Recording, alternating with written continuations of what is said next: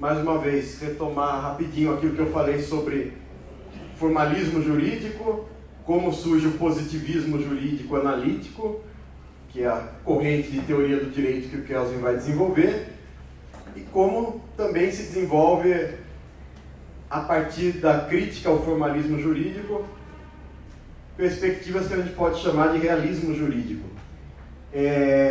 Na primeira aula, eu apresentei um esquema baseado no Max Weber, né? Sobre racionalidade e irracionalidade formal e material do direito. E a gente falava que racionalidade tem a ver com previsibilidade do direito, se você tem regras gerais, se você tem segurança jurídica, vamos dizer.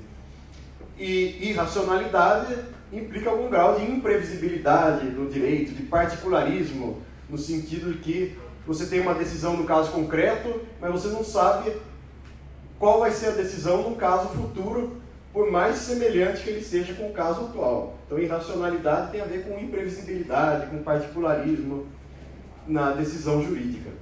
E a gente falava material e formal tem a ver com se a decisão só se justifica por critérios estritamente jurídicos internos ao direito, a racionalidade ou irracionalidade formal, né? E a racionalidade ou irracionalidade material tem a ver com o apelo a critérios extrajurídicos, critérios políticos, econômicos, morais, né? Então, a gente poderia dizer que o formalismo jurídico vem daquela racionalidade material do direito natural moderno, daquelas grandes teorias de direitos naturais, que foram positivados, né? Que foram transformados em textos de lei, de códigos, de constituições, declarações de direitos. E isso levou a uma racionalidade formal, a pretensão de que o direito conseguisse decidir, os juízes, os advogados conseguissem interpretar, argumentar só com base nas regras postas e com isso chegassem a uma única solução correta para cada caso, né? Então, o máximo da racionalidade formal, da previsibilidade do direito, baseado em critérios estritamente jurídicos, porque você tem bem delimitado quais são as normas jurídicas e a que resultados elas levam, como se fosse por uma aplicação dedutiva, mecânica, que você tem a hipótese, a consequência da norma, você consegue encaixar qualquer fato que ocorra no mundo na hipótese de uma norma e consegue saber se aquela conduta é permitida, é proibida, é obrigatória, e qual a sanção se você, enfim, violar o seu dever, né? Fazer algo que é proibido ou deixar de fazer algo que é obrigatório. E, bom, isso tem muito a ver com uma visão do Estado liberal, que é um Estado que delimita bem qual é a esfera da política, né? As decisões legislativas, separado da esfera privada, individual, a esfera que a gente faz os contratos, os testamentos, os atos de vontade, a esfera da autonomia privada.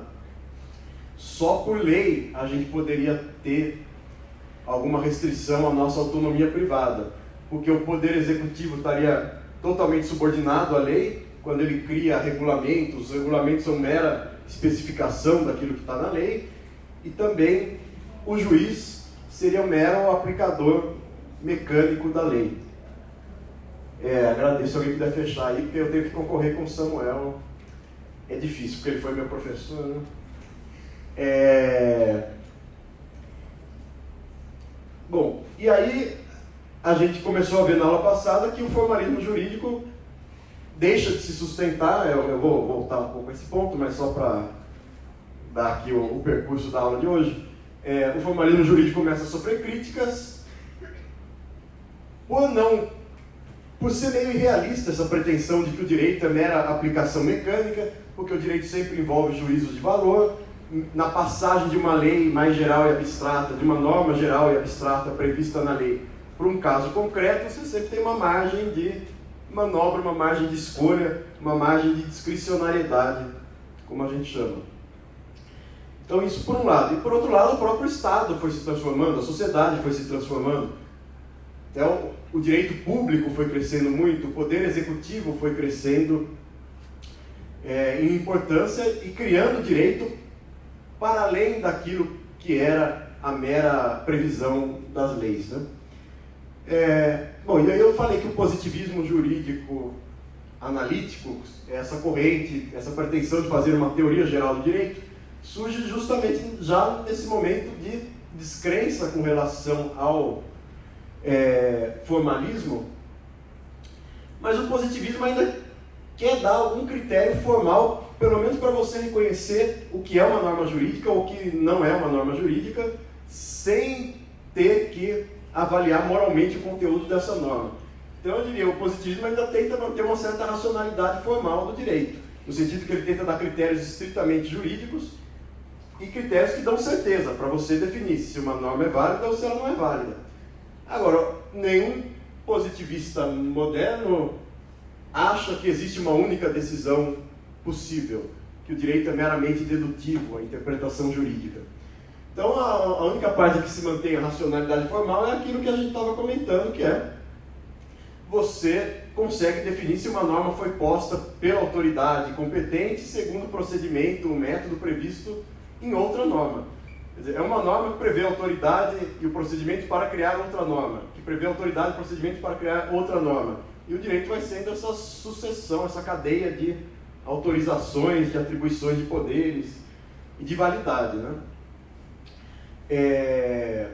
Bom, então é uma racionalidade formal, mas já muito mais contida. Você só consegue delimitar o que é norma jurídica e o que não é, mas não consegue prever uma única decisão possível para cada caso.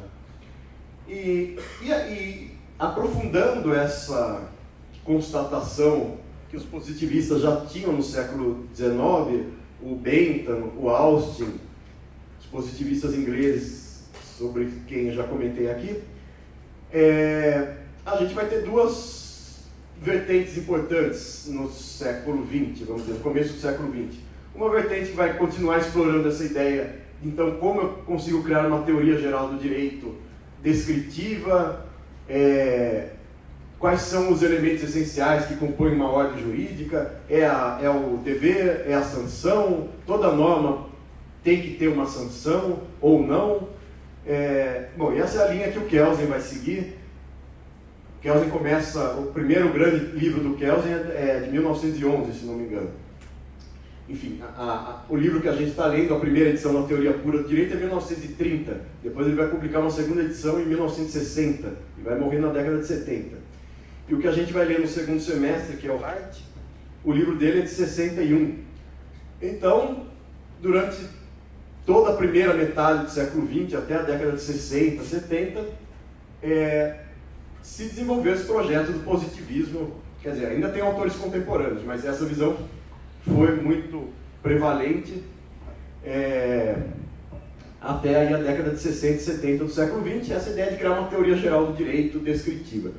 E, de outro lado, o positivismo também vai abrir espaço para explorar aquele tema que é o tema da interpretação jurídica e de como essa interpretação não é plenamente determinada apenas pela lógica dedutiva, como se fosse uma técnica totalmente diferenciada aí do juízo moral, da decisão política, né?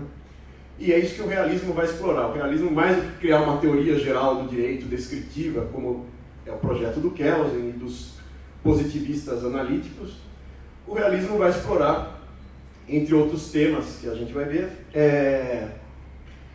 o que eles chamam da indeterminação do direito, como a linguagem do direito é aberta, como o direito é permeado de juízos de valor, não só na criação, na legislação, que evidentemente a gente sabe que os legisladores tomam decisões políticas, fazem juízos morais, ideológicos, mas além dos legisladores, os juízes também fazem esse tipo de avaliação. É o que dizem os realistas.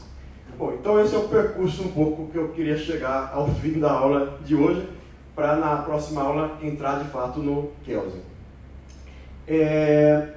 Bom, e o realismo jurídico então tem a ver já com o começo do Estado social no fim do século XIX, começo do século XX, até o pós-Segunda Guerra Mundial, um Estado mais intervencionista, um Estado em que cresce muito o papel do direito administrativo, depois do direito constitucional, também do direito do trabalho, direito econômico, direito do consumidor, direito ambiental. São todos ramos do direito que vão sendo criados e cresce muito o papel do executivo para fazer políticas públicas, serviços públicos e regulação econômica. Então, o realismo jurídico tem a ver também com a criação de ferramentas para a intervenção do Estado na sociedade, na economia. Enfim, feito esse panorama geral, eu queria voltar alguns passos e dizer o seguinte. A gente pode dizer que o auge do iluminismo, né, o maior filósofo do iluminismo, de uma concepção racional, que era uma concepção de racionalidade dos direitos naturais, mas que virou uma concepção de racionalidade formal, como eu dizia, porque as revoluções liberais, as independências dos países, as unificações, transformaram aquela filosofia iluminista em direito positivo. O grande filósofo que representa essa transição é o Kant. Vocês vão ter aula de filosofia do direito, mas eu estou fazendo referências breves aqui para tentar relacionar a teoria do direito no sentido mais fechado com a filosofia geral. E o Kant tem essa visão, então, de que ele dizia, o que é o iluminismo? O iluminismo é submeter qualquer ideia ao juízo da nossa razão. A crítica é submeter qualquer concepção, qualquer costume, qualquer convenção social ao tribunal da nossa razão individual, e que é uma razão universal, né? Porque todo mundo tem princípios inatos da razão.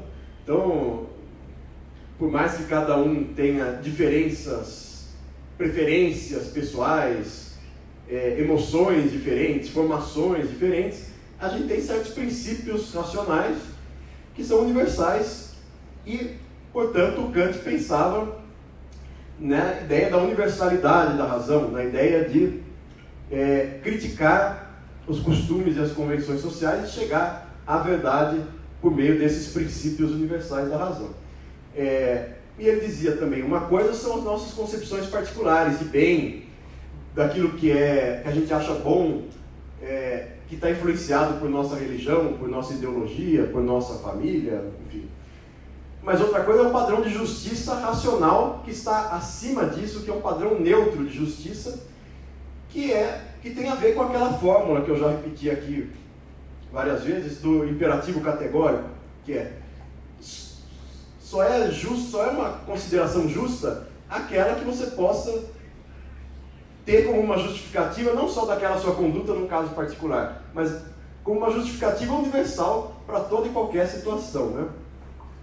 Aí eu dizia, como pensar, é muito difícil justificar em termos do Kant a mentira, porque se você mente em uma situação, como você pode transformar a mentira numa regra universal para todo mundo? E o ponto de vista e o ponto importante então o Kant dizia, pelos princípios racionais a gente pode chegar a um conjunto de deveres incondicionais, e isso é que compõe a nossa visão moral. Independentemente das consequências do que a gente faça, a gente tem que agir de maneira correta por princípio, aderindo a certos princípios, a certos direitos, a certos deveres que são corretos em si mesmos, independentemente das consequências, independentemente se aquilo vai ser bom para você, se vai gerar algum benefício econômico, enfim, aquilo que é correto em si mesmo é o que importa. E o legislador deveria, e aqui o ponto importante como é que a moral, enfim, chega ao direito, né? O direito é um campo da moral, diz o Kant.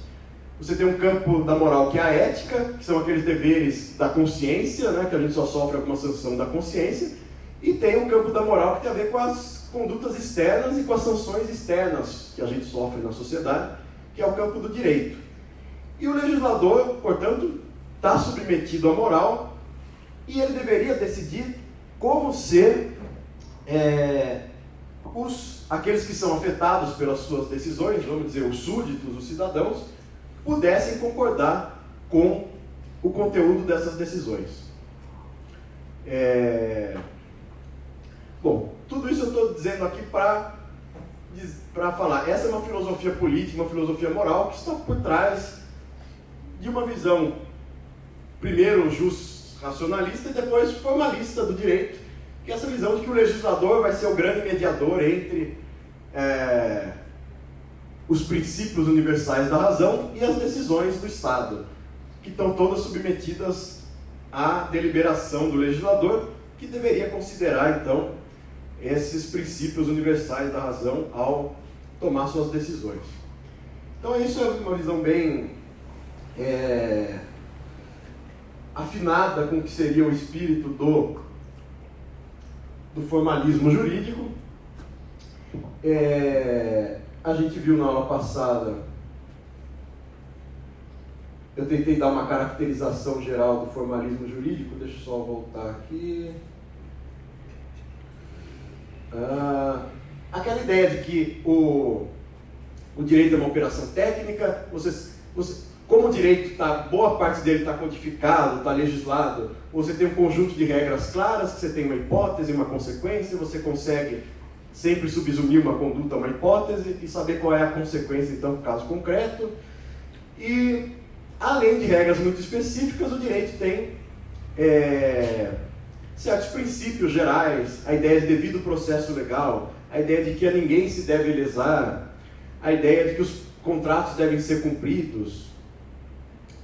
E dessas ideias muito gerais, combinadas com regras muito específicas, eu conseguiria sempre, então, chegar a uma solução para qualquer caso concreto e a uma única solução correta e justificada pelo direito, né? Bom, e já falei, então, que o positivismo jurídico vai duvidar muito disso e vai só tentar manter uma certeza formal do direito na delimitação daquilo que é o conjunto de normas jurídicas válidas. Mas a partir desse conjunto, diz o Kelsen, já dando um spoiler do último capítulo do livro, diz o Kelsen, o máximo que a gente consegue fazer cientificamente com essa minha teoria do direito é delimitar o conjunto de normas válidas e as várias possibilidades de interpretação que eu tenho desse determinado conjunto de normas que se aplica a um determinado caso. Agora, entre essas várias interpretações possíveis, ou mesmo, se alguém quiser escolher uma interpretação muito absurda, que está fora dessa moldura que a teoria do direito, que a ciência do direito me permite delimitar, aí é uma questão simplesmente da prática jurídica e a decisão vai ser válida, mesmo que ela seja uma interpretação ruim. Quer dizer, mesmo que vamos supor que o STF faça uma interpretação péssima de algum artigo da Constituição Federal, se o STF for a autoridade competente para decidir, e como, no caso, você não tem mais ninguém para recorrer acima do STF, porque ele é a última instância do judiciário, aquela decisão vai ser válida. Paciência. Então, esse é um ponto importante. O positivismo separa duas coisas. Separa o que o direito é, daquilo que deve ser o direito, né? O que o direito é, consigo definir por esses critérios formais, a validade, e o que o direito deve ser é uma discussão filosófica. E o positivismo separa a correção da decisão, a qualidade da argumentação, da interpretação, do caráter falível, corrigível dessa decisão. Pode ser uma decisão errada, mas ainda assim válida. Tanto que isso explica a prática do direito, que é um tribunal pode mudar sua decisão, pode decidir que, primeiro, que é inconstitucional prender alguém antes do trânsito em julgado de todas as condenações, e depois o tribunal pode decidir que é possível prender alguém desde que ele tenha sido condenado em segunda instância, ainda que ele possa recorrer novamente. Quer dizer, a decisão era válida antes e outra decisão oposta foi válida depois, porque foram tomadas pelas autoridades seguindo o procedimento. Mas isso não... Esse é o ponto ao qual chega, vamos dizer, a ciência do direito, diz o Kelsen. Mais do que isso, é uma crítica da qualidade das decisões, mas eu não tenho critérios científicos estritos, racionais, formais, jurídicos, para dizer que uma decisão ruim não é uma decisão. O que mais? Bom, e aí eu dizia também que tanto o formalismo quanto o positivismo tem a ver... A teoria sempre segue a história, né? A gente está estudando teorias que são importantes porque elas têm alguma relação com a prática do seu tempo, né? E no caso, teorias contemporâneas que têm a ver com como o direito funciona hoje, né? E a gente pode dizer que o direito moderno tem essas 4 características muito importantes. Tem uma autonomia porque a gente consegue distinguir aquilo que é norma jurídica, que é posta pela autoridade, em relação àquilo que são meras normas sociais, morais, convenções. O direito tem uma certa autonomia porque ele é aplicado em última instância. Quem decide um conflito é o Poder Judiciário, que tem a obrigação de decidir, e tem a obrigação de decidir justificando com base no direito vigente, né, e não com base em qualquer outro motivo. Porque o direito tem esse discurso especializado, que é o que a gente está fazendo aqui, é uma profissão especializada, tem as suas técnicas e tem a doutrina, né, que é o discurso operacional do direito, o conjunto de técnicas para você interpretar e aplicar o direito positivo, né?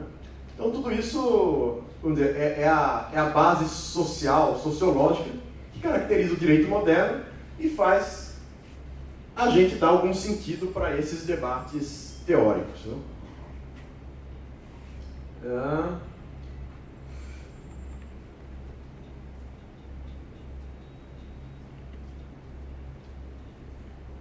Bom, falei também na aula passada que com isso o papel do jurista, do operador do direito, vamos dizer, é muito mais, para resolver conflitos pelo menos, se limitar a essa questão de definir se a norma é válida ou inválida e depois desenvolver uma retórica aí para defender o seu ponto de vista, qual a interpretação que convém, né? Pelo menos do ponto de vista do advogado, ele vai defender a interpretação que convém ao seu lado, e o juiz vai buscar, vendo os diferentes pontos de vista, chegar à melhor justificação da sua decisão.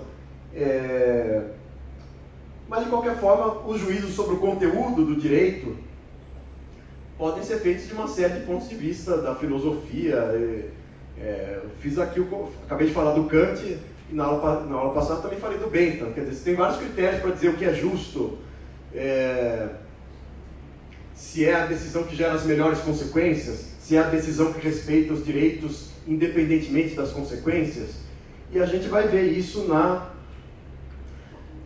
no decorrer do nosso curso, que essas posições vão voltando com as teorias da interpretação jurídica. Mas o ponto do positivismo vai ser, mais uma vez, só para fechar aqui com a relação do Kelvin, o ponto de vista do positivismo vai ser: não vou avaliar o conteúdo do direito, vou simplesmente ter uma metodologia para delimitar o que é direito e o que não é direito. Enfim. Tá. Aí agora, queria falar finalmente do realismo jurídico, que é o ponto, a novidade dessa aula. E eu começo falando do realismo jurídico, já vou falar das teorias mais jurídicas, né? Mas também começo com uma referência da filosofia geral. Eu falei que o Kant é o grande autor aqui que a gente poderia associar a ideia de racionalidade no direito. Ao racionalismo, ao iluminismo. E a grande visão de filosofia que se seguiu ao racionalismo iluminista do fim do século XVIII é a visão de meados do século XIX do historicismo, de que, na verdade, a razão não é tão universal assim. A gente não tem princípios invariáveis ao longo da história humana pelos quais a gente possa julgar toda e qualquer sociedade, toda e qualquer conduta em todo e qualquer tempo.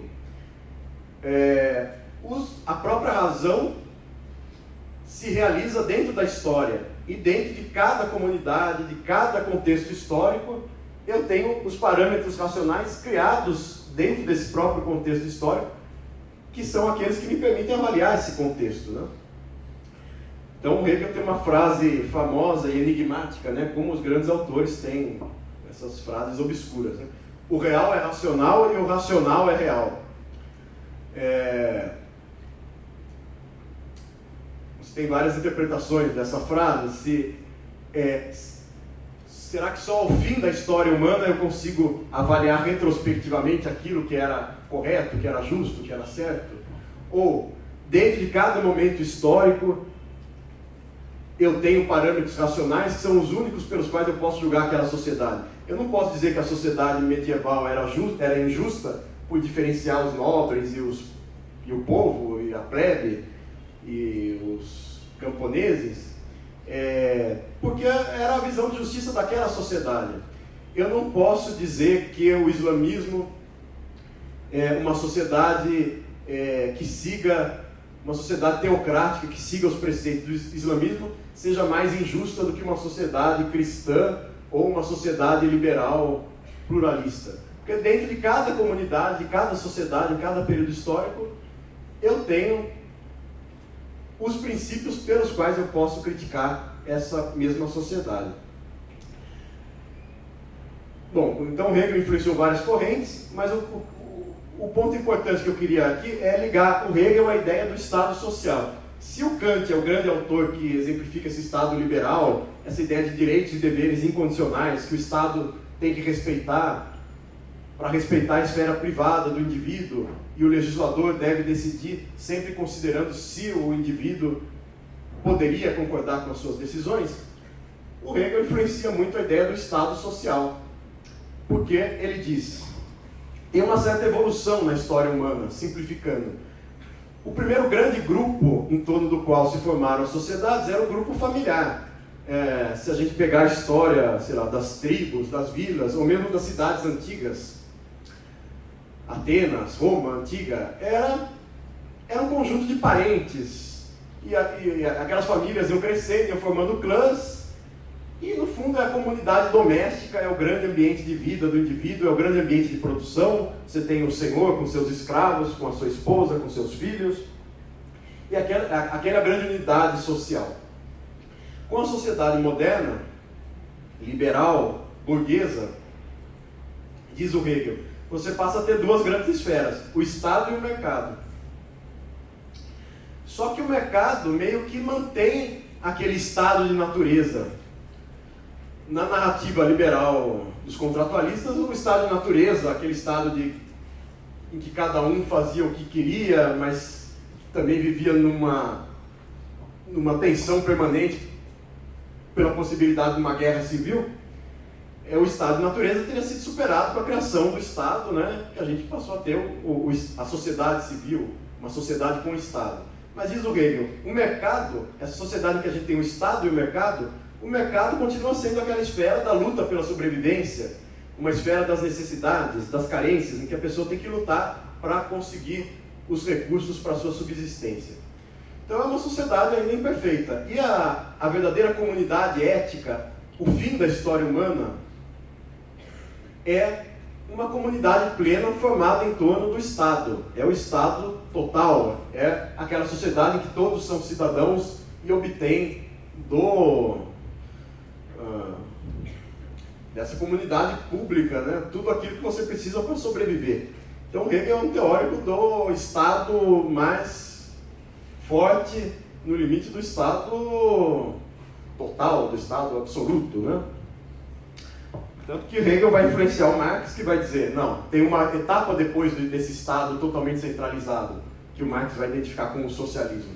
É o fim total do Estado, que é o comunismo, né? A extinção do Estado. Mas enfim, o ponto importante o Hegel tem a ideia de que a razão se realiza na história, e ele favorece uma visão de um Estado forte, e dentro do Estado, um poder executivo forte.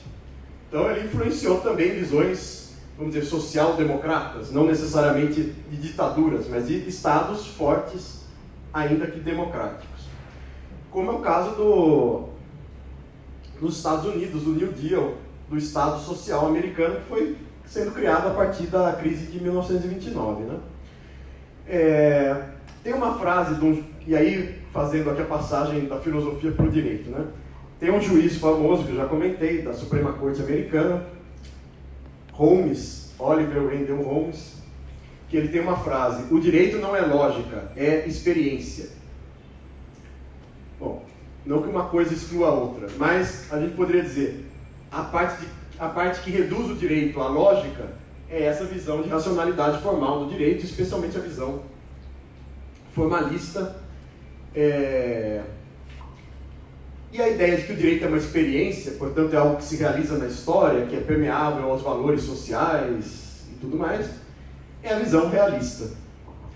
Tanto que eu falei na aula passada que o Holmes era um daqueles juízes que fez um voto dissidente naquele caso Lochner, que era o caso em que a Suprema Corte falou que qualquer legislação trabalhista era inconstitucional, ou melhor, a lei do Estado de Nova York, que reduzia a jornada diária de trabalho dos padeiros, era inconstitucional porque feria a ideia da liberdade contratual que estaria implícita no conceito de devido processo legal que está na Constituição americana.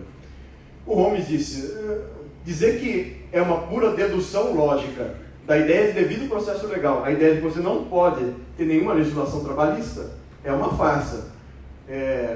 O direito não é lógica, o direito é experiência. Você está simplesmente tomando a sua visão de mundo, a sua ideologia, para defender um Estado mais intervencionista ou mais libertário, liberal. E aí eu queria falar de três ou quatro vertentes do realismo jurídico, ou, se quiserem um termo mais geral, do antiformalismo jurídico. Na França, a gente teve uma contraposição entre a chamada escola da exegese, que era a visão formalista, e outras correntes que a gente podia chamar de direito social. Na Alemanha, o formalismo era representado pela jurisprudência dos conceitos e o antiformalismo pela jurisprudência dos interesses. Nos Estados Unidos surgiu o realismo jurídico americano, em contraposição ao formalismo, e também a gente tem uma vertente do realismo, que é o realismo jurídico escandinavo, dos países lá do norte europeu. Então é isso que eu queria detalhar um pouco a partir de agora, essas vertentes antiformalistas ou realistas do direito, né? Alguma dúvida, algum comentário aqui, por favor? Eu consegui entender muito bem se o Kant ele faz parte dessa ideia, ele é muito racionalista, vem dessa parte do iluminismo. Ele corrobora com a ideia de um formalismo jurídico, ou ele já está nesse período da transição mesmo? Não consigo entender onde ele fica. O Kant, ele mesmo, está bem nesse momento da transição entre o jusracionalismo, aquela ideia dos direitos naturais racionais, e o formalismo jurídico, né?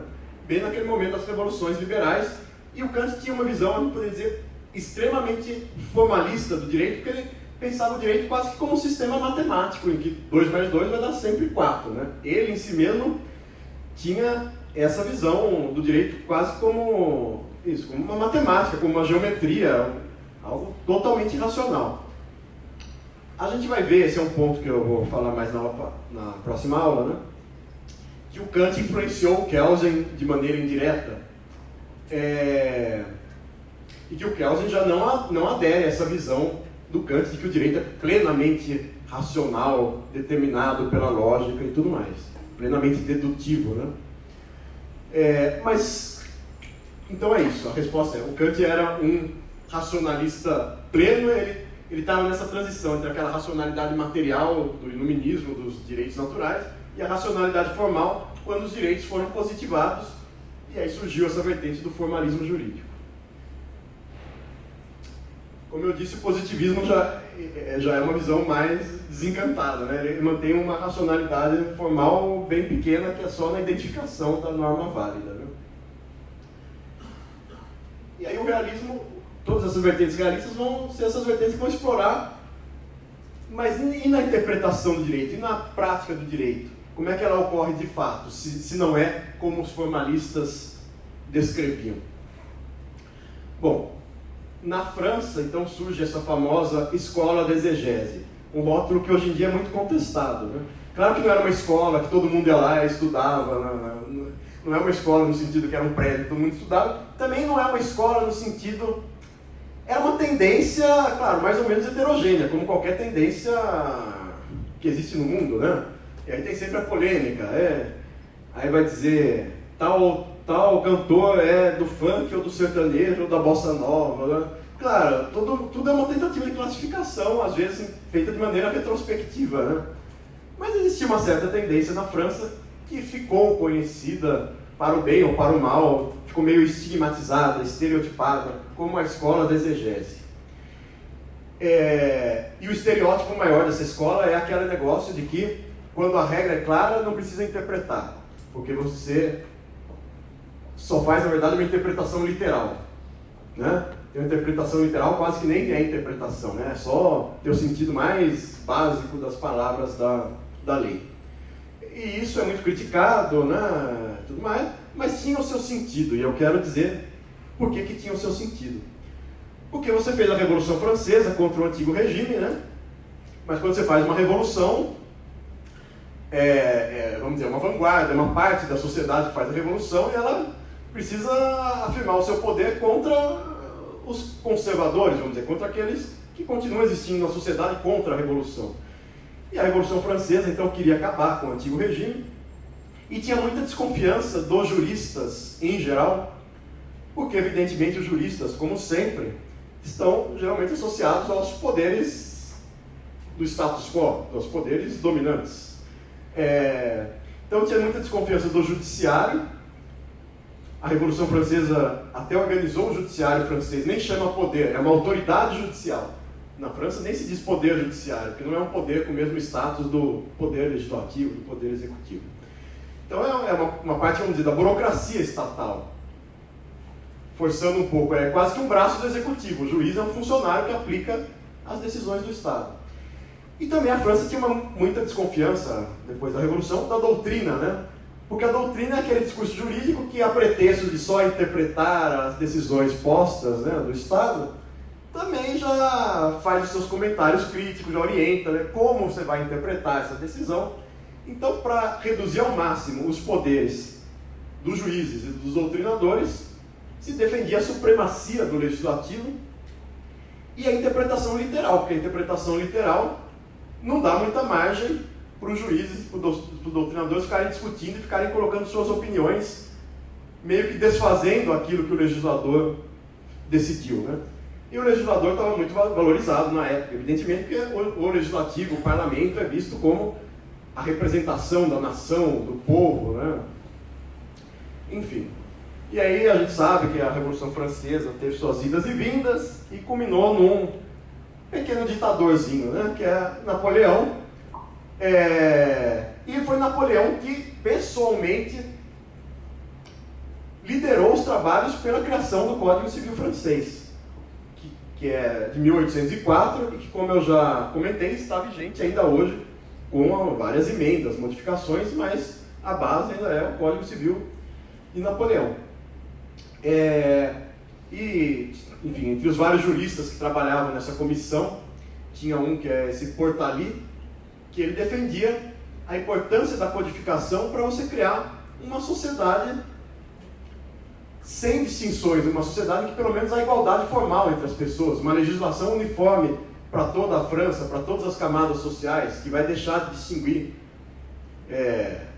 a nobreza, o clero, o povo. Então, o ideal da legislação, e se a gente pensar que a lei, o que a lei deve ter em tese? Normas gerais e abstratas. Normas que se referem a tipos de condutas e a classes gerais de pessoas. Então é muito difícil você defender hoje em dia, enfim, numa sociedade liberal, regras que claramente diferenciem as pessoas por questões de nascimento, por exemplo. Você pode ter diferenças profissionais, diferenças de papéis sociais. Uma coisa é o consumidor, outra coisa é o vendedor, uma coisa é o trabalhador, outra coisa é o empregador.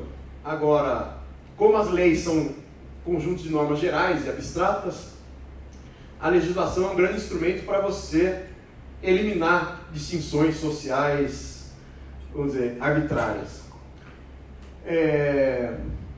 E esse artigo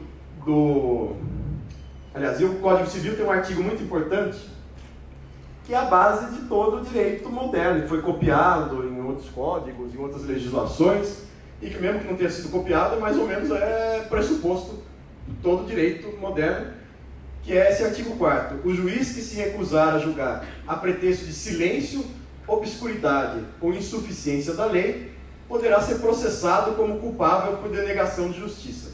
Bom, hoje em dia não existe essa ideia da responsabilização do juiz, mas existe a ideia da inafastabilidade da jurisdição. Se vocês pegarem lá o artigo 5º da Constituição, tem a ideia de que nada pode ser, o judiciário não pode deixar de julgar nada que lhe seja submetido, né? O juiz, como eu comentei, tem o princípio da inércia jurisdicional, ele não decide o que ele vai julgar, ele não sai na rua vendo defeitos e problemas e tomando para si, mas mediante a acusação, se o Ministério Público, se um promotor, se um advogado entra com uma ação, o juiz é obrigado a dar uma resposta, né? E ele é obrigado a dar uma resposta sem consultar, quer dizer, ele tem que decidir com base no direito posto atualmente vigente. E esse é um ponto importante. Por que esse artigo está aqui? Porque a prática do até o antigo regime, até o século XVIII, era: se a lei é obscura, ou se não tem nenhum decreto do executivo para aplicar, eu posso consultar o rei, o juiz, né? O juiz pode consultar o rei, ou pode consultar o parlamento, pode consultar alguma outra autoridade. Não só imaginar o que o legislador faria nesse caso, mas ele pode realmente, de fato, consultar, remeter o caso para uma outra autoridade decidir. Agora, isso fere uma ideia importante para o nosso direito, que é a ideia da anterioridade, né? Você não pode ser avaliado, julgado, punido por uma regra anterior, aliás, por uma regra criada depois do seu comportamento, né? Princípio da não retroatividade. Você não pode ser obrigado a vir de uniforme na faculdade, quer dizer, você não pode ser punido hoje se você não sabia com antecedência que era obrigatório vir de uniforme, né? Enfim, por isso que o juiz não pode criar direito e não pode apelar para uma autoridade que vai criar um direito para aquela situação. Se numa determinada sociedade, vamos supor, antes da lei que proibia a discriminação racial no Brasil, o racismo não era crime. Alguém que praticasse um ato que a gente considerasse socialmente como racismo não poderia sofrer uma sanção do sistema jurídico, né? Porque aquilo ainda não era considerado ilícito. Então você não podia consultar um legislador para ele criar um crime de ocasião, né? Então o fato é esse: o juiz tem que aplicar o direito que existe, que é o direito atualmente vigente, que foi criado antes. E é bom, e tudo isso não tem a ver com uma visão importante do direito, que o direito tem que ser criado com anterioridade, que o direito tem que ser claro, porque os cidadãos têm que entender o que é obrigatório, o que é proibido, o que é permitido, para poderem ou obedecer o direito, ou arcar com os riscos e com as consequências de desobedecer o direito. Então é importante a ideia da clareza, né? Por isso a legislação era uma parte central do governo, uma parte central desse projeto revolucionário liberal. E complementando esse artigo, né, que a proibição do non-liquid, a proibição da denegação de justiça, por mais obscuro que seja um caso, por mais que pareça que não há nenhuma regra no direito hoje que se aplique para dizer se aquilo é proibido, permitido ou obrigatório, ou por mais que pareça que existam várias regras que dão soluções conflitantes para um caso, o juiz vai ter que decidir, com base na sua técnica, aquele caso concreto.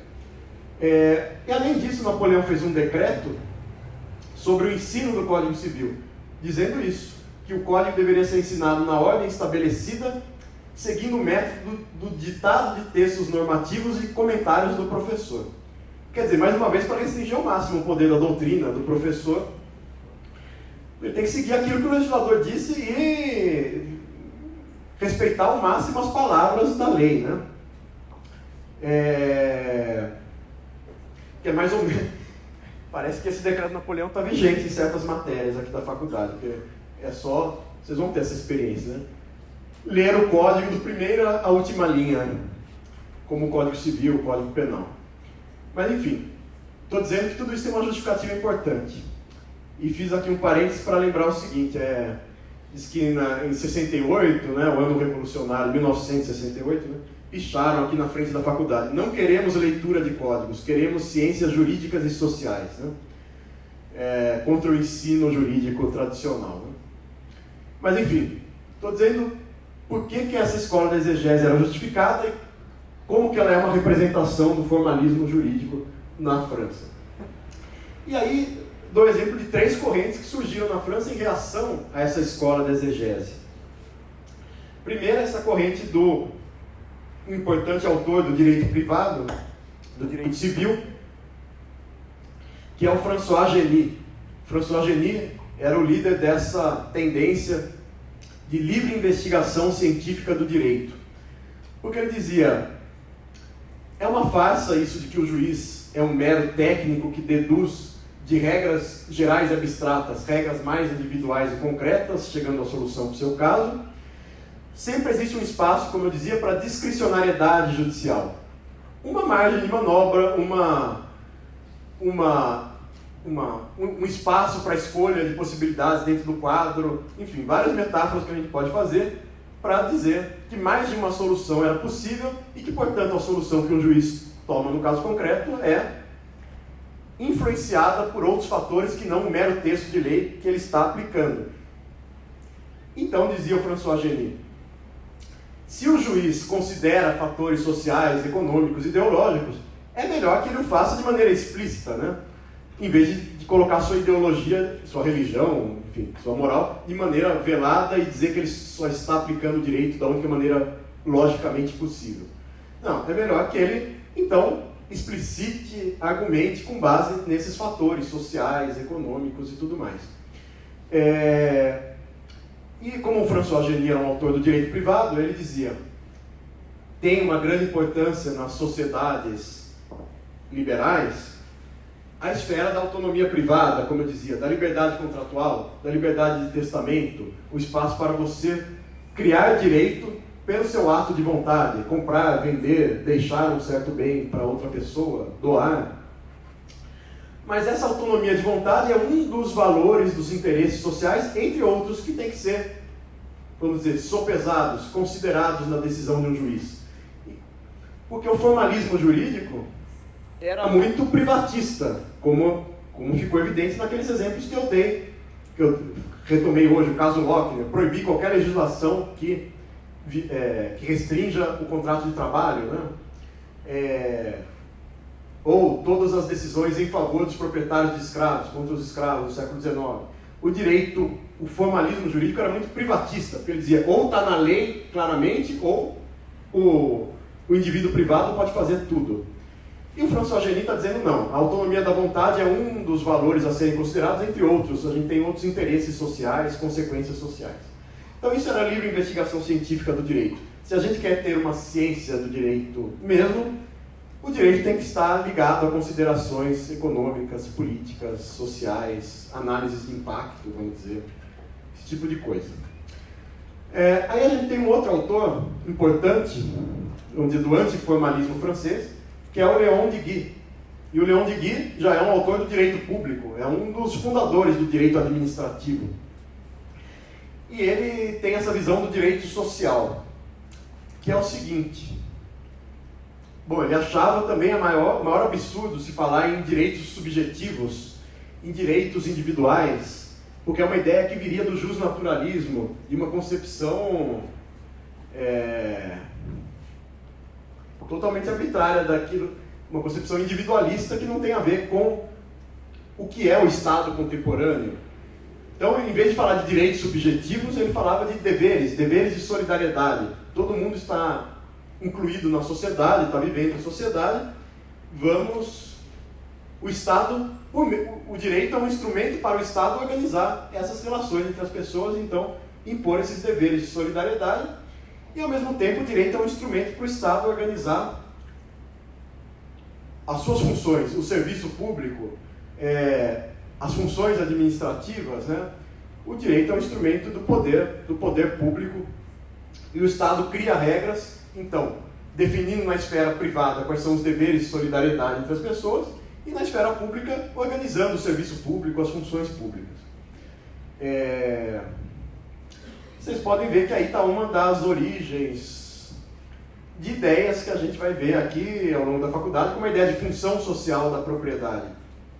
Não por acaso, mais ou menos nessa época, mas na Alemanha, vão escrever na Constituição: a propriedade obriga, aquele que é proprietário tem deveres, a propriedade é uma função. Na Revolução Francesa estava escrito na Declaração dos Direitos do Homem e do Cidadão que a propriedade era sagrada, a propriedade privada e individual é sagrada, ninguém pode intervir, o proprietário pode abusar, dispor da propriedade. No começo do século XX já vai se começar a dizer que a propriedade é uma função, é um poder que contém deveres. Aquele que tem uma propriedade rural tem o dever de produzir, de ter uma propriedade produtiva, de gerar benefícios econômicos para a sociedade. E só vai ter o seu direito de propriedade reconhecido, só não vai ser desapropriado se ele cumprir essa função social, se ele cumprir com seus deveres para com a comunidade. Bom, aí vem a ideia de função social, por exemplo. E outra corrente importante antiformalista, nem todos concordam, por isso que eu estou dizendo essas três correntes. Esses três não concordam totalmente entre si. O Leon de Guy estava muito mais falando que a aplicação do direito privado deve considerar outros valores. O François Génie. O Leon de Guy está falando muito mais da organização do Estado e submetendo até direitos que classicamente a gente pensaria como direitos privados, como a propriedade, submetendo aquilo ao direito público, né? E o Maurice Henriot vai dizer: além do direito estatal, existem outras ordens jurídicas. Então ele é um dos precursores modernos aí da visão do pluralismo jurídico. Além da ordem jurídica estatal, você tem a ordem jurídica das corporações, dos sindicatos, das associações, da igreja. Então o direito é um conjunto de instituições, diz ele. Instituições no sentido de regras, as regras são instituições porque elas organizam a sociedade a partir de finalidades, e você tem instituições que são, na verdade, organizações, instituições que se personificam, que são as associações, os sindicatos, as empresas, né? Enfim, então você tem uma ordem jurídica além da ordem jurídica estatal.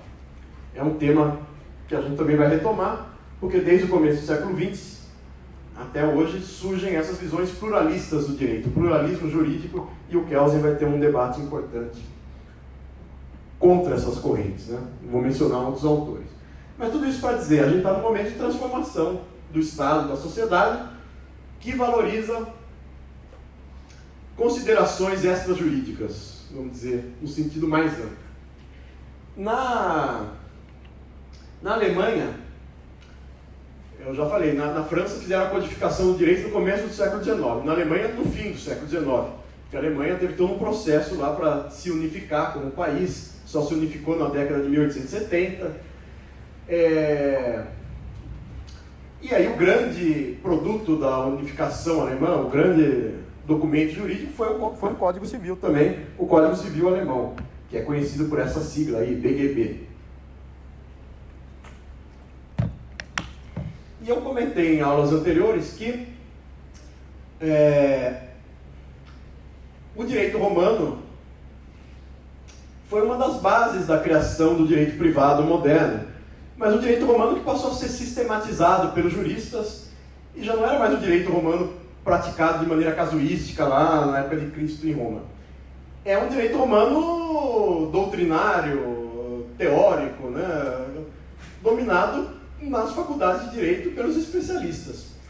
E o Savigny, esse autor importantíssimo do direito moderno, que tem um papel curioso, porque ele criou toda uma metodologia para sistematizar o direito, e ele que deu aqueles grandes parâmetros que a gente chama dos métodos de interpretação do direito. O método, ele dizia, tem 4 métodos de interpretação do direito. O método gramatical, mas além de ver as palavras da lei, tem um método lógico, que relaciona as diferentes partes da lei.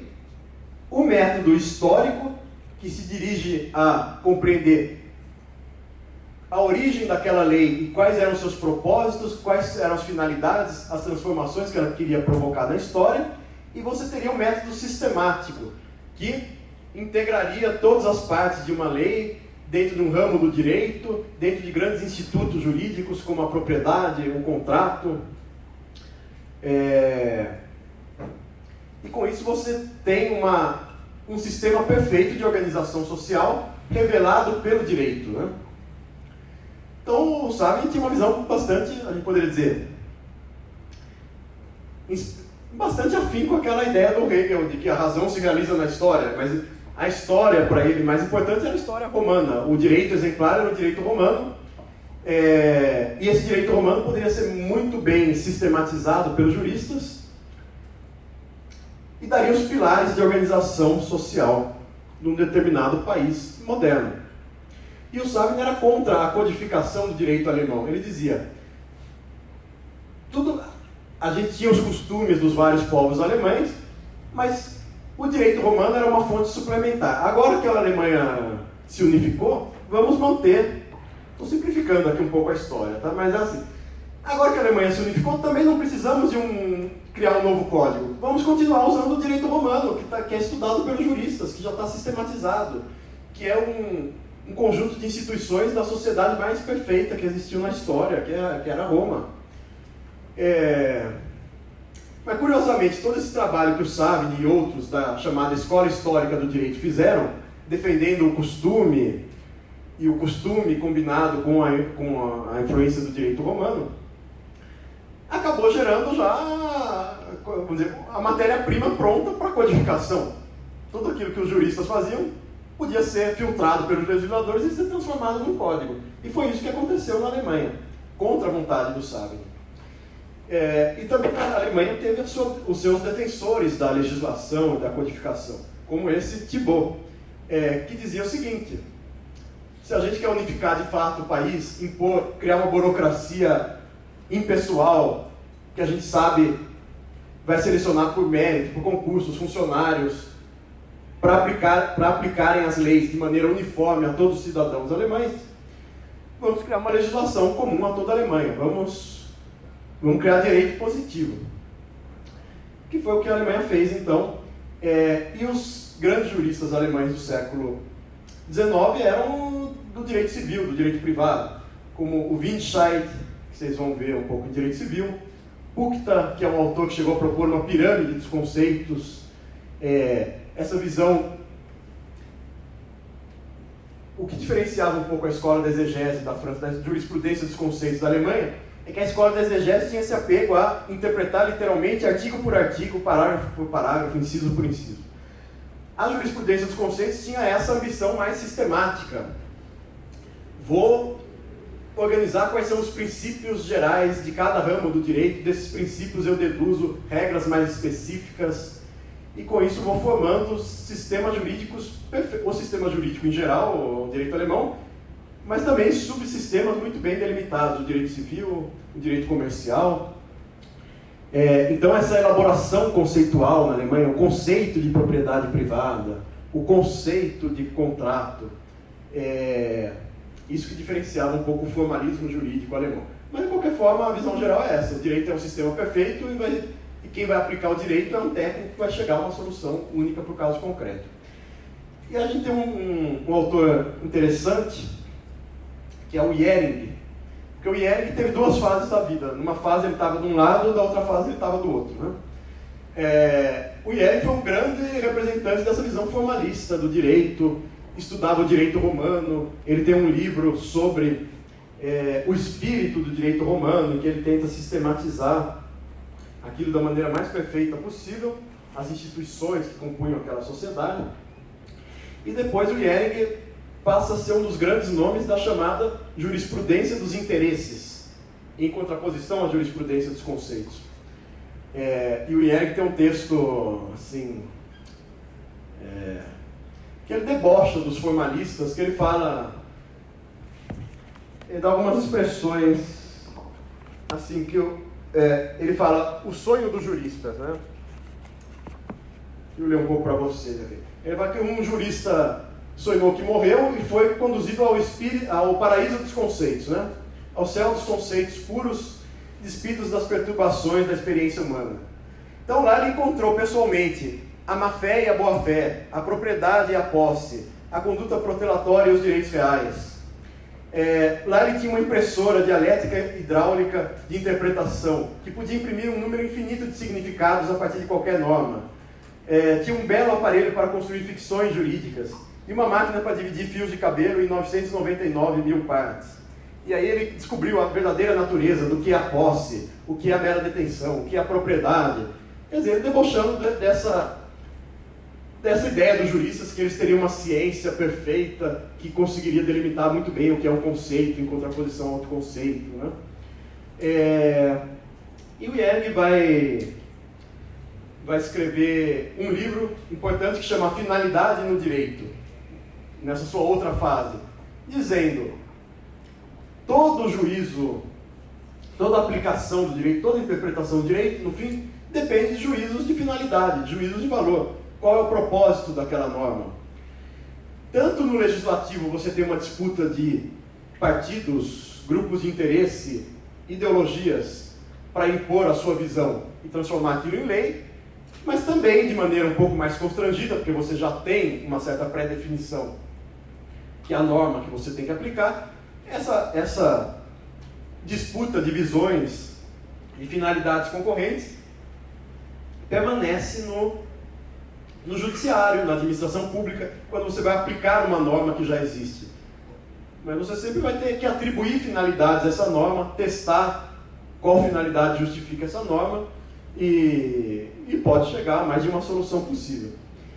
E o outro autor, entre vários, é esse Philip Heck, que, se não me falha a memória, é ele que criou esse rótulo, Jurisprudência dos Interesses. Bom, e aí o parênteses é só o seguinte, então, jurisprudência dos interesses é essa tendência do começo do século XX, fim do século XIX, na Alemanha.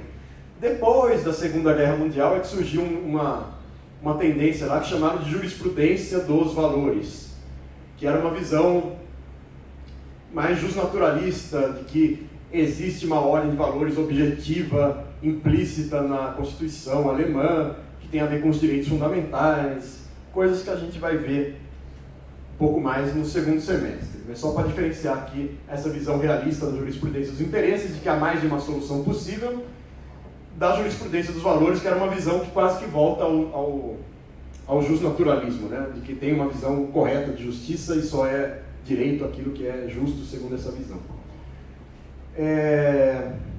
Bom, e aí a gente chega ao realismo jurídico mais importante, que é o realismo jurídico americano. Lá em Harvard, teve um diretor importante da Faculdade de Direito, que é esse Langdell, que criou o chamado método do caso, que é você estudar o direito a partir de casos concretos, como a gente tem um pouco aqui na faculdade, direito civil, direito tributário, especialmente. Mas o Langdell, o pressuposto dele você estudando vários casos, você não vai chegar à conclusão de que os juízes decidem, cada um por seus motivos, por diferentes razões, que eles dão interpretações diferentes para as mesmas regras. Sejam essas regras contidas na legislação, na Constituição ou nos precedentes judiciais. Não, pelo contrário. Você estudando vários casos, você vai passar a entender quais são os princípios gerais que regem aquele ramo do direito, quais são as interpretações, vamos dizer, estabilizadas, consensuais das regras. Ou seja, você de maneira mais ou menos indutiva, vamos dizer, a partir dos casos concretos, vai chegar a entender o sistema abstrato. Como é o direito civil brasileiro, ou como é o direito das obrigações no Brasil, ou os direitos reais, a propriedade. Então, a partir dos casos concretos, você chegaria ao sistema abstrato.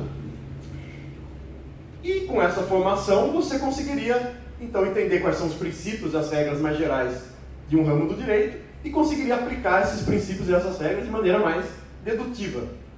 Então, ou seja, uma visão formalista do direito, de que o direito, mais uma vez, é bem pré-determinado pelas regras, pelos conceitos. Existe um consenso na comunidade jurídica que dá um sentido objetivo para aquilo que é considerado a interpretação correta. Bom, e os realistas vão... Bom, já falei dos casos, né, em que o formalismo jurídico mostrou suas deficiências, por, de certa maneira, velar, ocultar juízos ideológicos, morais, sob a retórica de que aquilo era a única interpretação possível. E o fato então, por volta da década de 1920, 1930, é o auge do realismo jurídico americano. Teve seus precursores desde o fim do século XIX, mas teve seu auge aí na década de 20 e 30 do século XX. E a gente pode dizer que o realismo jurídico, a sua definição mais geral é: o que seria uma visão realista do direito? É uma visão que vai considerar como o direito funciona na prática, na história, na sociedade, nas suas interações com a política, com a economia. Ou seja, contra essa visão de isolamento do direito em relação a outros campos. E aí, para a gente entender essas propostas do realismo jurídico americano, tem três considerações interessantes, que é paralelo com o pensamento econômico, com o pensamento filosófico e com o contexto político. Com o pensamento econômico, um ponto importante é o seguinte: ao mesmo tempo que no direito se propunha essa visão realista, surgiu nos Estados Unidos a chamada economia institucional, que também não queria mais estudar a economia só como um conjunto de estatísticas e fórmulas matemáticas, né? E modelos matemáticos abstratos do que é a concorrência perfeita, o que é a oferta, quando a oferta encontra a demanda e forma o preço no mercado. Além desses, claro, sem desprezar esses modelos, vamos dizer, que seria mais ou menos como a gente estuda física, né, no ensino médio. É a física sem considerar a fricção. Você decora umas fórmulas lá e vê qual seria a aceleração do corpo no espaço. Tudo bem, mas além desse estudo, os economistas institucionais propunham: você tem que estudar a organização da sociedade, a organização da empresa, a organização do Estado, como o Estado interage com a empresa, como o Estado financia a empresa, quais são os direitos que o Estado concede para um prestador, um concessionário de serviço público, como se adquire propriedade e como se transmite propriedade, enfim, tudo aquilo que a gente chama as instituições, os conjuntos de regras que, no fim, dão realidade às transações econômicas, né? Que tem a ver com a organização do trabalho, do capital, o financiamento das empresas e tudo mais. Então, a gente poderia dizer que essa economia institucional é uma visão mais de economia política, de história econômica, de sociologia econômica. E a gente não está errado se a gente disser que o realismo jurídico americano faz, em grande medida, isso. Incorpora visões sociológicas, históricas, econômicas na análise do direito. Um outro ponto importante é a filosofia, especialmente, a filosofia em geral, mas o que a filosofia também dizia sobre a linguagem no começo do século XX. E aí tem esses autores do pragmatismo filosófico americano. Primeiro é esse William James. Ele dizia: os conceitos não têm um significado fixo, né? Se eu for aplicar hoje uma regra que fale, sei lá, deve ter alguma regra do direito brasileiro que fale que não serão aceitas cópias datilografadas, mas apenas manuscritas de um documento, sei lá. Você não vai interpretar o datilografado como necessariamente tendo a ver com uma máquina de escrever, como aquela coisa mecânica lá que bate o carimbo no papel. Você vai entender que existe uma contraposição entre o que é manuscrito e o que é produzido por intermédio de uma máquina. Então, mesmo que aquilo esteja no meio digital, ou seja impresso por uma impressora laser, não será aceito, né? Porque se está pedindo que algo seja manuscrito. Enfim, parece um exemplo meio bobo, mas o fato é, diziam os pragmatistas, as palavras, os conceitos, a importância dos conceitos são as consequências práticas que estão ligadas a esses conceitos. Que diferença faz eu chamar algo de posse, ou chamar algo de detenção, ou chamar algo de propriedade? Vocês vão ver essas diferenças. Se eu tenho uma posse legítima e eu ficar nessa posse legítima por um determinado período de tempo, eu posso adquirir a propriedade por uso capião. Se eu disser que eu não tenho a posse efetiva, que eu tenho uma mera detenção, e uma detenção controvertida sobre aquele terreno, eu jamais vou poder adquirir propriedade. Então isso é muito importante para o direito. E faz a contraposição àquela visão conceitualista, formalista, de que eu tenho as palavras, então está tudo resolvido por determinados conceitos fixos, pré-determinados, que estão lá no código, né? E que os juristas conseguem explicar. Um outro filósofo pragmatista muito importante é o Peirce. E o Peirce, que é considerado o inventor da semiótica, né? A ciência dos signos, dos símbolos, né? Da linguagem, o Peirce falava o seguinte: além do raciocínio indutivo, o raciocínio indutivo é aquele que você parte de experiências mais concretas para chegar a formulações mais gerais, né? E o raciocínio dedutivo é o que você parte de premissas gerais para chegar ao caso concreto. Então se pensava muito que o direito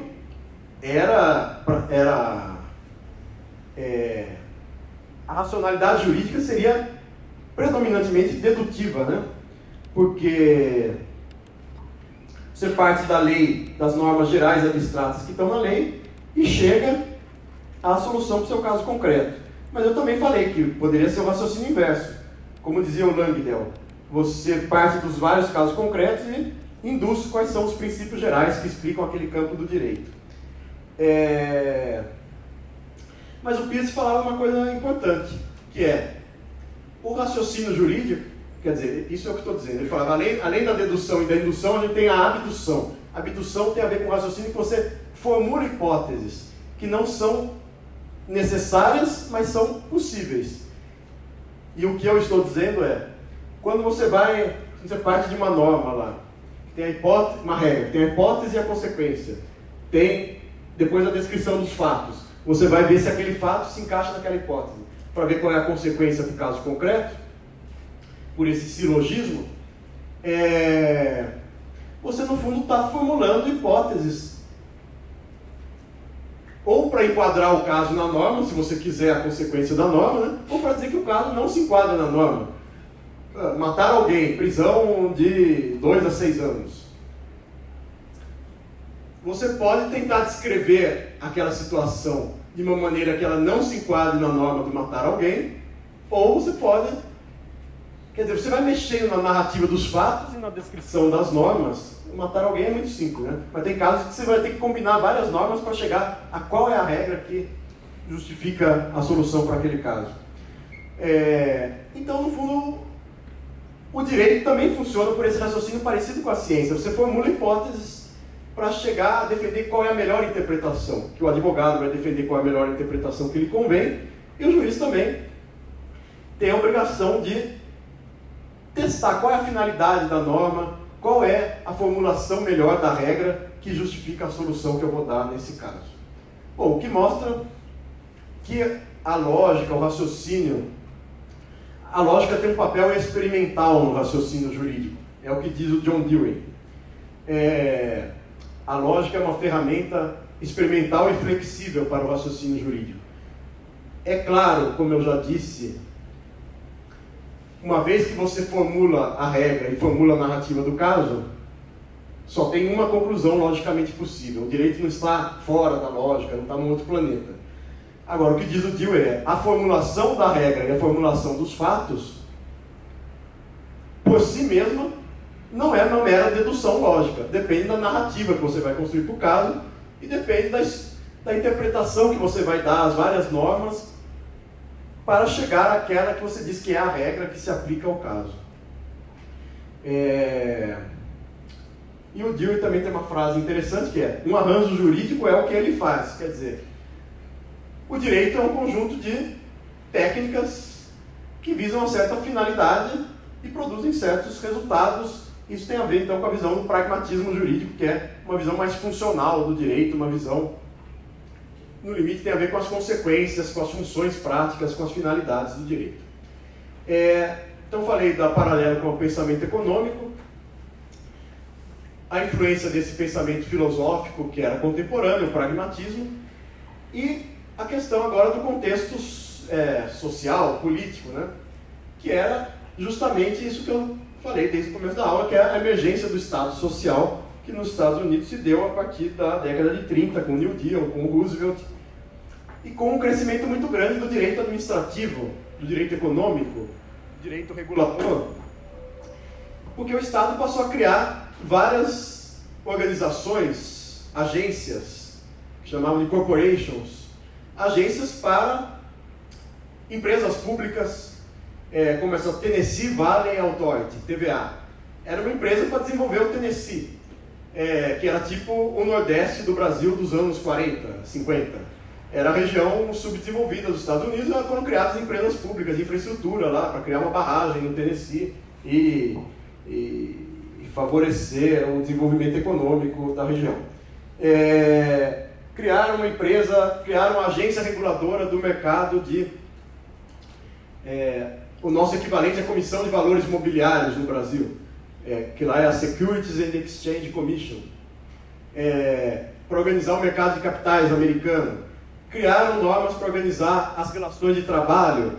Como eu dizia, no começo do século XX, a Suprema Corte dizia que todo o direito do trabalho era inconstitucional. Mas agora, o Estado começa a criar órgãos de composição, conciliação, negociação entre capital e trabalho, de organização sindical nos Estados Unidos. Criaram empresas públicas para facilitar o mercado de crédito, o acesso à moradia, à casa própria. Bom, tudo isso continua enfrentando muita resistência da Suprema Corte americana, que julgava várias medidas inconstitucionais. Tanto que o Roosevelt ameaçou até aumentar o número de juízes na Suprema Corte, né, para colocar juízes favoráveis a ele. E disse uma famosa frase: temos que salvar a Constituição da Suprema Corte.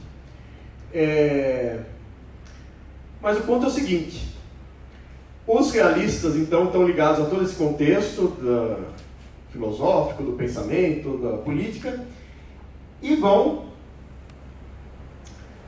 dizer que, como o direito depende sempre de juízos de valor, de finalidade, de contexto, mesmo na aplicação judicial do direito, o melhor é que os juízes adotem uma posição deferente às escolhas do executivo e do legislativo, uma posição de autocontenção, né? Porque se o direito sempre depende de escolhas, melhores, mais legitimadas politicamente, são aquelas escolhas feitas pelos poderes eleitos, né? Pelo executivo e pelo legislativo, e não pelos juízes. Bom, pelo menos essa era a pregação dos realistas. É claro que o mesmo raciocínio de que o direito é indeterminado poderia levar, como acabou levando, depois, a visão de que, já que o direito é indeterminado, vamos privilegiar a minha visão. Aí cada grupo passa a lutar por sua visão política do direito, e passa a compor as cortes, cada partido com juízes favoráveis à sua visão política, e cada visão na academia jurídica, no pensamento jurídico, também vai defender a sua interpretação do direito. Mas os formalistas, aliás, os realistas, ao, vamos dizer, descobrirem a indeterminação do direito, pregavam inicialmente uma postura de contenção dos juízes em relação aos poderes políticos.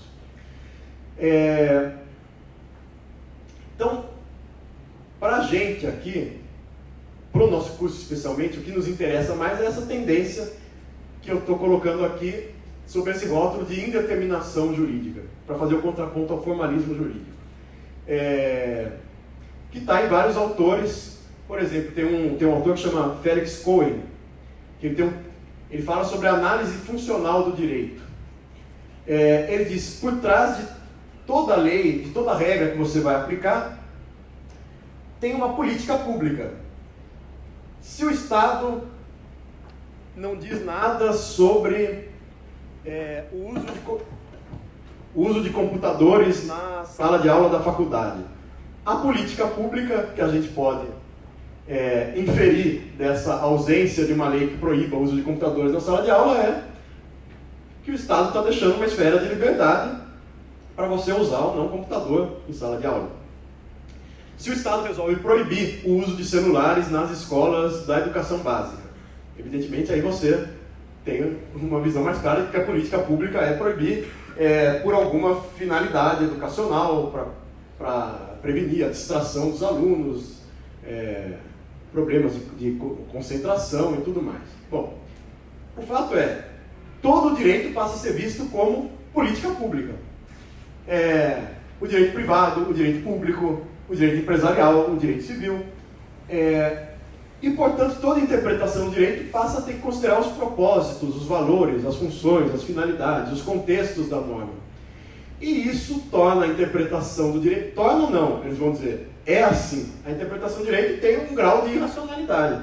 Porque, por mais que você consiga minimamente delimitar quais são as normas válidas, nenhum realista nega a visão positivista de que você tem uma certa metodologia para delimitar o que é direito e o que não é direito. Mas depois, daí para frente, você tem que considerar critérios extrajurídicos, porque essas questões de finalidade, de valor, de propósito, ou estão previstas em princípios, em políticas que são normas muito gerais, muito abrangentes, indeterminadas, ou são implícitas, né? São atribuições que o juiz vai dizer, ou o advogado vai dizer, é o propósito subjacente, é a finalidade implícita dessa lei. Eu vou pesquisar, como a gente teve a aula aqui sobre o histórico legislativo do Estatuto do Desarmamento. Cada um vai reconstruir aquele histórico legislativo para dizer que a finalidade de uma das regras específicas do Estatuto era essa ou aquela finalidade de acordo com a reconstrução histórica que você der. Bom, mas o fato é, se você começa a pesquisar os propósitos políticos, econômicos, morais, explícitos ou implícitos de uma regra, você cai num certo grau de imprevisibilidade. Você não tem uma metodologia clara para dizer qual é o único propósito claro e específico de uma determinada regra. Ou pode não ter, em muitos casos, pelo menos, né?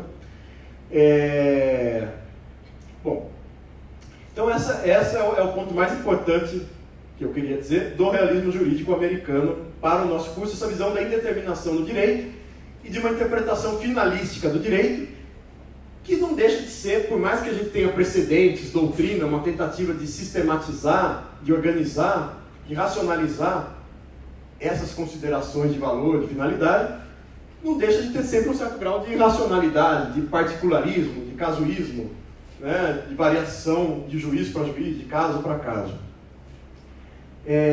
Mas o realismo jurídico americano também teve outros estudos interessantes que eu queria mencionar. Tem uma certa visão do realismo jurídico americano que é muito próxima desse esforço positivista de tentar esclarecer os conceitos. É uma visão de o que é o realismo? O realismo é dar uma visão de como o direito funciona. Tem autores que não foram pesquisar tanto a prática da interpretação jurídica, foram formular esquemas para esclarecer, para dar maior clareza a como o raciocínio jurídico é formulado. Como esse autor Hoffeld, que falou de posições jurídicas fundamentais. Você tem direitos e deveres, você tem imunidade e poderes, imunidades e sujeições. A gente vai ver numa aula a classificação do Hoffeld, vai ficar mais claro do que se trata. Mas eu estou falando, você tem um certo sentido de realismo que quero esclarecer como o direito funciona, e vou esclarecer como o direito funciona tentando descrever o pensamento dos juízes, dos advogados de maneira mais clara. Você tem uma outra visão do realismo que é essa de dizer que na prática os juízes, os advogados fazem considerações de valor e de finalidade.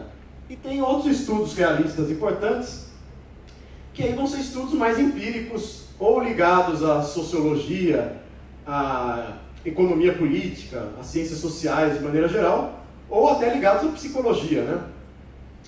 Tem um autor que é o Jeremy Frank, que estudou a mente dos juízes.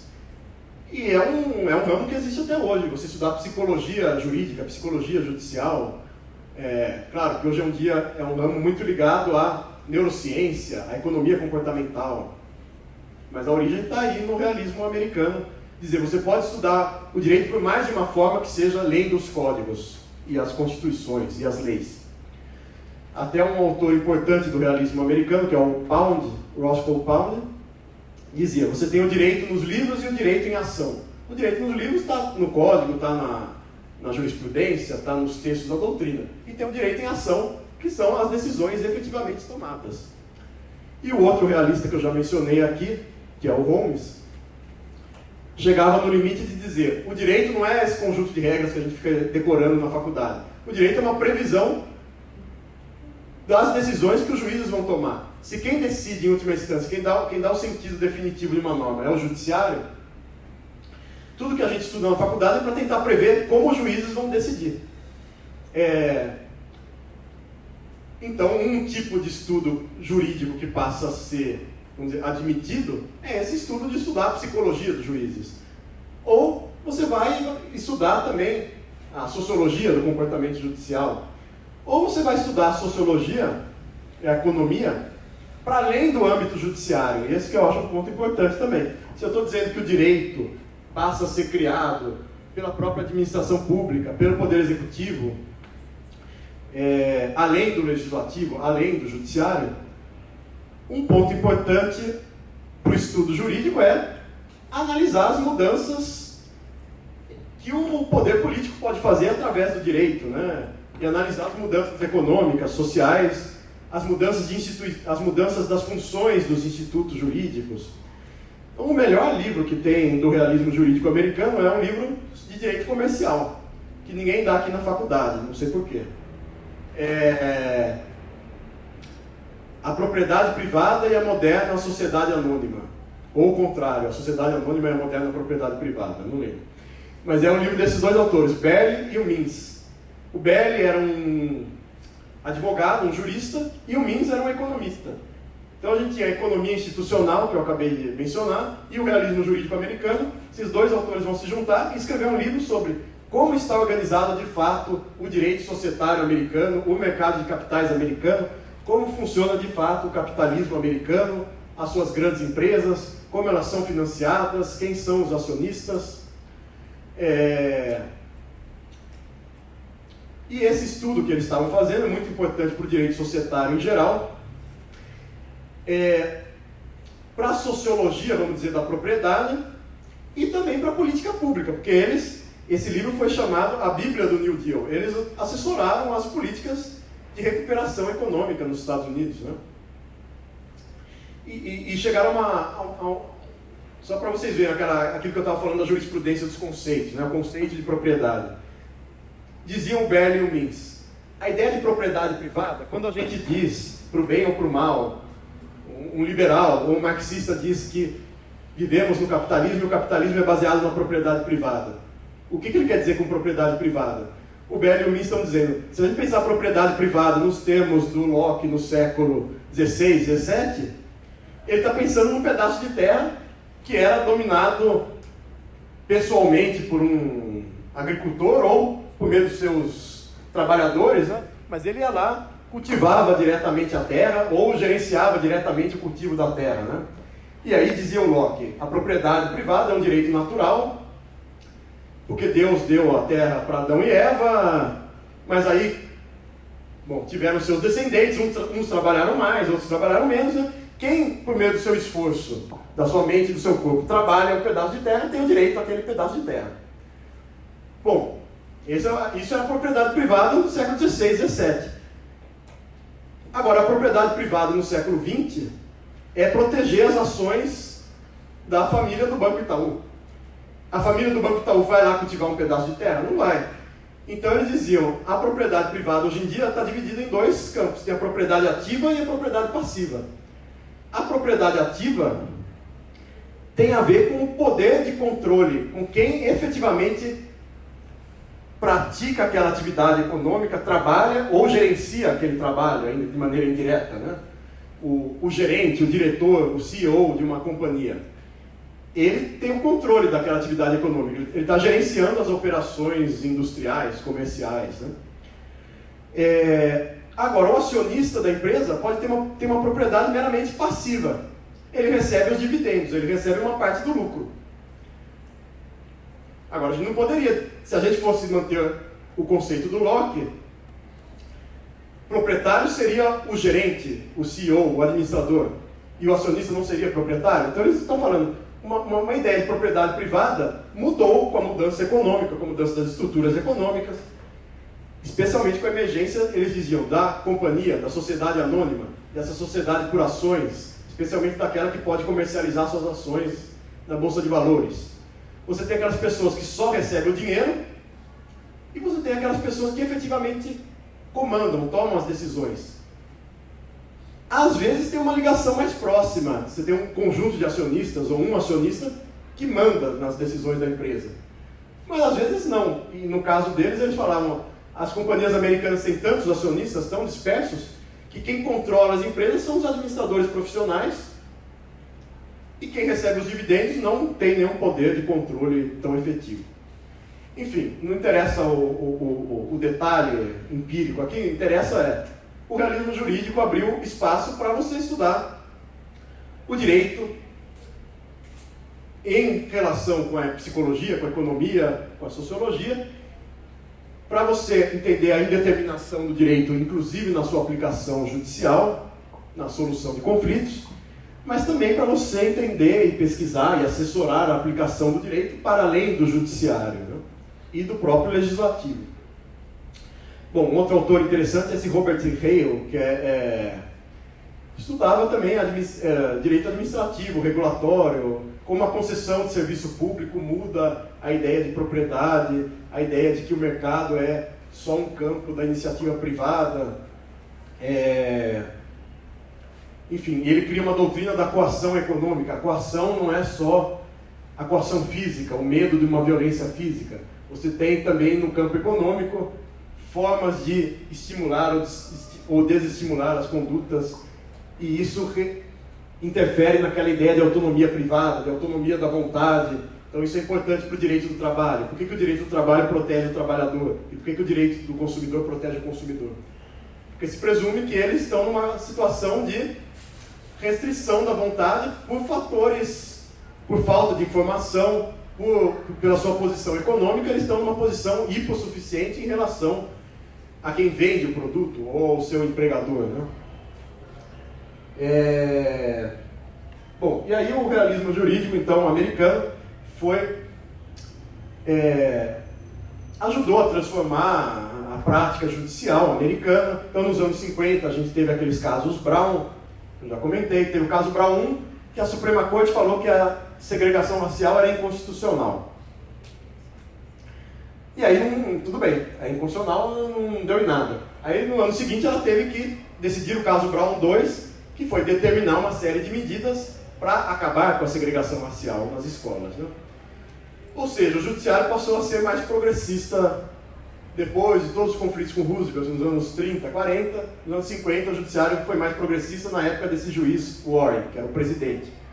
Depois o judiciário tem períodos em que ele é mais conservador, depois ele volta a ser mais progressista, depois volta a ser mais conservador.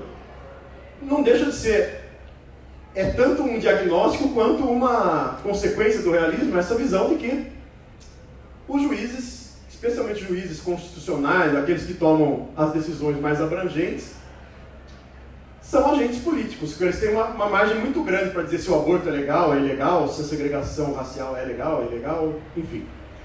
Então isso é influência judicial, e o que eu acho mais interessante é a influência que o realismo jurídico americano teve ao abrir novas disciplinas, novos campos de estudo para o direito.